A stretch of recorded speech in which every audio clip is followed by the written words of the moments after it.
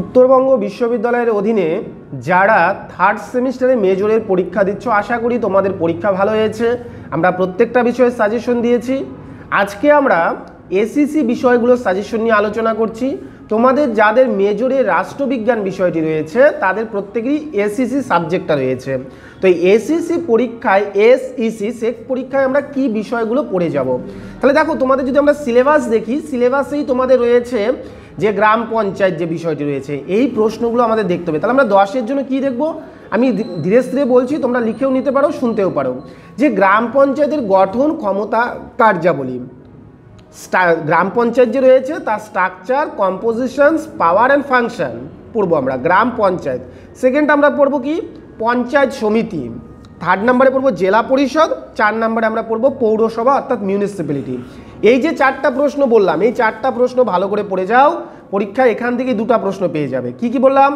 Discuss the structure, composition, power and function of gram panchayat. সেমভাবে discuss the structure, composition, power and function of panchayat samiti. সেমভাবে জেলা পরিষদ, সেমভাবে হচ্ছে মিউনিসিপ্যালিটি। এই 4টা প্রশ্ন খুব ভালো করে তোমরা পরীক্ষায় অবশ্যই দেখে যাও, ঠিক আছে? এবং এখান থেকে তোমরা যে বলবন্ত রায় এবং অশোক মেহতা যে কমিটি দুটো রয়েছে, যে গ্রাম পঞ্চায়েতের ব্যবস্থার ক্ষেত্রে বলবন্ত রায় এবং অশোক মেহতা কমিটি যে কী ভূমিকা রয়েছিল, এই 2টা প্রশ্ন দেখবে। 5-এর হিসাবেও আসতে পারে, একসাথে 10-এর হিসাবেও আসতে পারে। বলবন্ত রায়, অশোক মেহতা। এরপরে আরেকটা প্রশ্ন তোমরা এখানে দেখবে, 73তম সংবিধান সংশোধন এবং 74তম সংবিধান সংশোধন। পরীক্ষায় 100% থাকবে। তাহলে এই 6টা প্রশ্ন আমরা যদি দেখি, এখান থেকে আমরা 10-এরও পাবো, 5-এরও পাবো। যেমন আমি বললাম বলবন্ত এবং অশোক মেহতা কমিটি, যদি 10-এর না আসে অবশ্যই 5-এ বলবন্ত এবং অশোক মেহতা আসতে পারে।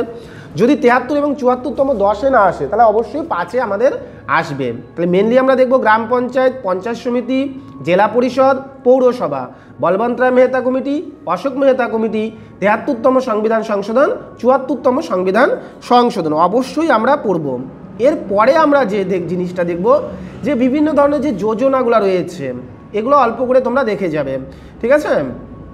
যেমন কন্যাশ্রী প্রকল্প, লক্ষ্মীর ভাণ্ডার, হ্যাঁ, এই প্রকল্পগুলো একটু দেখে যাবে। এগুলো তোমরা একবার দেখলেই হয়ে যাবে।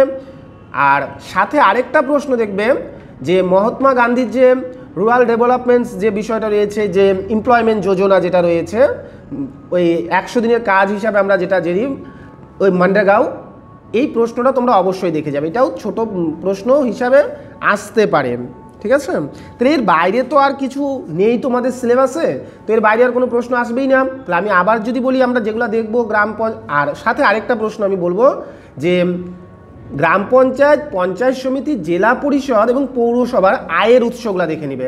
5-এর জন্য এক জায়গায় থাকতে পারে ইনকাম সোর্স, যে গ্রাম পঞ্চায়েতের ইনকাম সোর্স কি, পৌরসভার ইনকাম সোর্স কি, এই প্রশ্নগুলো দেখে নিবে। তাহলে বেশি কিছু নেই, আমরা গ্রাম পঞ্চায়েত পড়বো, পঞ্চায়েত সমিতি পড়বো, জেলা পরিষদ পড়বো, পৌরসভা পড়বো। বড় প্রশ্নই 4টা পড়লে ইনাফ। তার সঙ্গে আমরা 73, 74তম দেখবো, পরীক্ষায় 100% থাকবে। বলবন্ত রায়, অশোক মেহতা আমরা দেখবো, পরীক্ষায় 100% থাকবে। এবং 4টারই আয়ের উৎস দেখব, এবং MCQ প্রশ্ন এর মধ্যেই তোমরা পেয়ে যাবে। সবাইকে অসংখ্য ধন্যবাদ আমাদের সঙ্গে যুক্ত থাকার জন্য।